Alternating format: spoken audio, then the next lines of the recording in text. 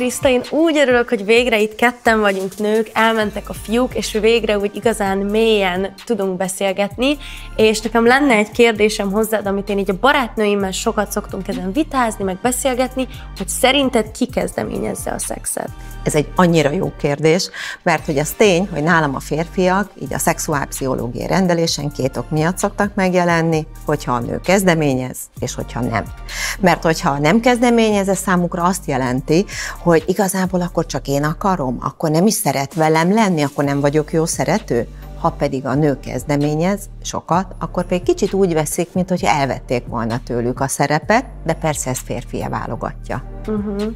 Ezt jó, hogy mondod, számomra ez sokáig egy kicsit szorongással teli téma volt, mert sok gátlás volt bennem, féltem talán a visszautasítástól, de utána kaptam így pozitív visszacsatolást férfiaktól, akik ezt kifejezetten vonzónak találtak, de ez nyilván válogatja a férfi. Ha már úgyis ilyen oroszlános vagy, akkor igenis egy vadmacska vagy. Igen, és még egy téma, amit szóba került, az, hogy kinél legyen óvszer. Ez olyan, amit tényleg csak a férfiak feladata, vagy a nőknél is legyen? Nos, ha abból indulunk ki, hogy ragaszkodunk ahhoz, hogy óvszer legyen, hogy anélkül nem szexelünk, akkor szerintem az a legjobb, hogyha mindkét félnél van, hogy ne csökkentsük le annak az esélyét, hogy egy jó éjszakánk legyen. Abszolút, szerintem mindenki eltelti a pénztárcájába, ez nem egy gáz dolog, én akkor tudom igazán elengedni magam, ha tudom, hogy van nálam óvszer, mert akkor nem azon fog múlni, hogy a másiknál van-e, ez nem külön a fiúk felelőssége, hanem én megteremtem azt a helyzetet, hogy legyen. Igen, így van, mondjuk az előjáték során nem kell azon gondolkodnod, vagy nem mersz csókolózni, nem mered beleengedni magad akár egy ölelésbe, mert azon kattogsz, hogy és mi van, hogyha nincs nála óvszer. Úgyhogy ez szerintem is egy nagyon bölcs döntés. És egyébként pedig a férfiak helyenként, hogyha van is nálunk, hogy milyen ellenérveket szoktak. Mert én hallottam olyanokat, hogy csak pilláztam, hogy mennyire, már bocsánat, hogy mennyire ilyen hülye magyarázatokat mondtak. Abszolút, tehát egy egész skálányi magyarázat van, tehát én hallottam már allergiás vagyok rá, ki fogom húzni időben, már 1000 éve nem voltam másik nővel, ezért biztos, hogy nem lesz semmilyen szexuális úton terjedő betegség. Mik vannak még? Túl kicsi. Szóval. Na most erre lehet tényleg azt mondani, tehát ez az én méretemre nincs, na azért már szerényebben, tehát ez azon kívül, hogyha valamire allergiás, hát bocsánat, most már van kimondottan, hogy ilyen latexérzékenyeknek is óvszer, tehát az, hogy ez az eskü nincs bajom, aha, persze, csak éppen mondjuk a gonorea lájkolja ezt, hogyha csak így vesszük, azt, hogy 1000 éve nem voltam senkivel, na persze, tehát ez csak aztán kiderül, hogy éppen mondjuk megnézed akármelyik közösségi oldalát, hogy highlight követ, és hát azért ezen kívül is, tehát, hogy merre barangolt éppen. Tehát szép dolog a bizalom, de az, ami biztos megengedi azt, hogy elenged magad egy együttlét közben, az, hogyha tudod azt, hogy biztos, hogy nem kapsz semmilyen problémát, és ugyanakkor pedig a nem kívánt terhességtől is megvéd. Igen. És így szerintem a lányoknak főleg az első alkalom előtt vannak ilyen prekoncepciójuk az első alkalomtól, hogy az olyan lesz, mint egy ilyen romantikus komédiában, gyertyafény, rózsaszirmok, de azért az általában a valóságban nem így szokott kinézni, nem? Hát ez tény, egyébként azt hozzáteszem, hogy ahogy a fiúkra mondjuk azt, hogy nagyon könnyen pornófüggővé válnak, bizony a lányok legalább ennyire romantikus filmfüggővé tudnak, és nyilván, hogy amit gyakran nézünk, hogy egy kicsit elhisszük azt, hogy az a való élet. Úgyhogy az ilyen romkomok azért nem feltétlenül a valóságot tükrözik, hogy egy példát hozzak, ugye mondjuk tipikusan mondjuk fekszenek az ágyba, és a férfi így ráfordul a nőre, és már el is kezdték. Minden előjáték nélkül, óvszer nélkül, na azért ez nem így van. Igen, meg ott mindig valamilyen romantikus zene megy alatta, semmi baki nem történik, tökéletesen megy minden, azért a való életben mindig vannak kisebb kínosságok, kisebb nevetések, szünet, vagy társai, tehát hogy azért a való élet abszolút nem olyan, mint ezek a romantikus filmek.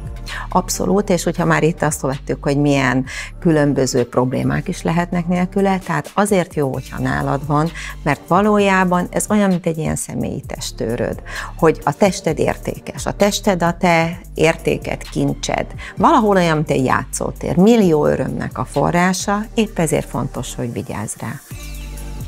És vannak bizonyos ilyen sztereotípiák, prekoncepciók, amik engem személy szerint eléggé idegesítenek, hogy a nőknek törékenynek és gyengének kell bizonyulnia, míg a fiúk macsó, erősek, te erről mit gondolsz? Így van, és ugyanilyen sztereotípia például, mondjuk ez inkább ilyen nemek közötti, amikor a fiúk azt gondolják, hogy mindent ilyen értelemben péniszből kell megoldaniuk, és hogy a nőknek csak hüvely orgazmusuk lehet, mert akkor ők eléggé macsók, hogyha úgy juttatják a lányt orgazmushoz. Tehát tulajdonképpen ezt már évezredek óta, mondhatni Hippokratész óta tudjuk, hogy a nőnek a gyönyörszerve az bizony a csikló, latinul kulcsocska, tehát kulcs vagy kulcsocska, tehát az az, ami a titok nyitja, kulcsa, az örömforrás onnan indul, független attól, hogy akár párkapcsolatban, vagy akár csak egy páros jelenetben ilyen értelemben, vagy pedig, hogyha maguknak csinálják a lányok. A nők 95%-a maszturbáció során ilyen értelemben a klitoriszát, a csiklóját is izgatja.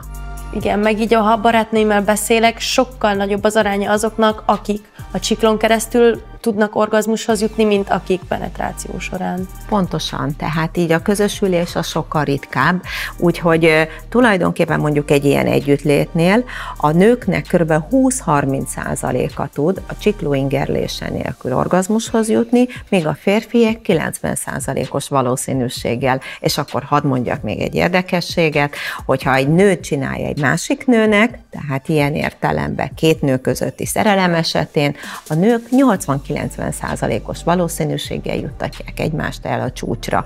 Azért, mert tudják és hisznek abban, hogy mi az, ami jó, és megtalálják a testüknek az érzékeny pontját, és nem mindent csak péniszből akarnak megoldani.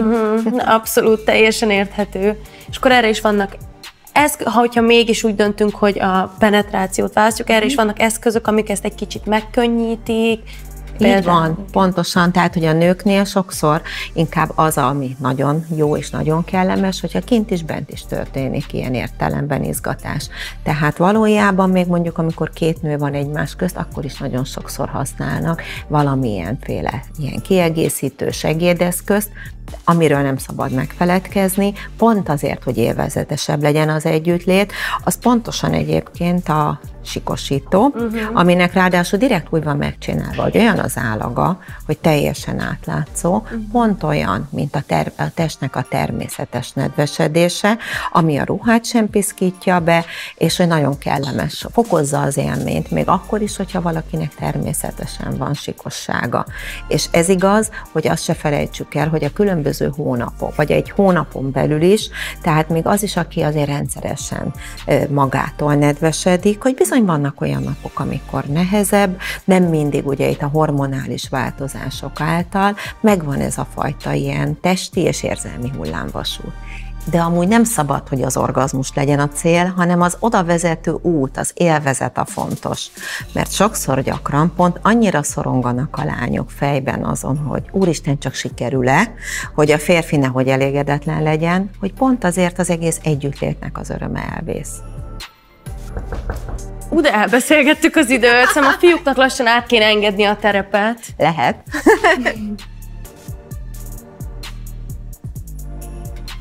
Köszi szépen, hogy itt voltatok velünk a Kádban, nézzétek meg a következő részt is, ahol a fiúk beszélgetnek Krisztával.